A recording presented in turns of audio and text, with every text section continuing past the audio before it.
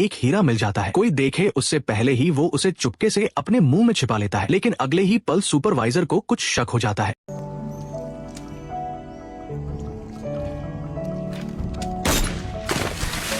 और ये अफ्रीका है, जहाँ इंसान की जिंदगी घास की तरह सस्ती है, लेकिन हीरे की कीमत अनमोल होती है। इसी दौरान एक आदमी को जमीन में कुछ मिलता है। वो मिट्टी हटाता है और उसके सामने एक बहुत बड़ा गुलाबी हीरा दिखाई देता है। उस आदमी को तुरंत समझ आ जाता है कि इस हीरे की कीमत कितनी बड़ी होगी। ये सोचकर वो घबरा जाता है और ठंडे पसीने से भीग जाता है। वो धीरे धीरे चारों तरफ देखने लगता है, क्योंकि वो इस हीरे को खुद के लिए छिपाना चाहता था, लेकिन आसपास कई लोग थे जो हर हरकत पर नजर रख रहे थे। तभी अचानक पानी के छींटे की वजह से हलचल मच जाती है। इस अफरातफरी में उस आदमी को मौका मिल जाता है। वो तुरंत झुकता है, हीरे को हाथ में लेकर जोर से पकड़ लेता है। फिर वो मुखिया से कहता है, कापो, मुझे टॉयलेट जाना है, अभी तुरंत जाना है। हीरे को वो एक सुनसान जगह पर ले जाता है, लेकिन तभी अचानक एक सुपरवाइजर उसे रोक लेता है।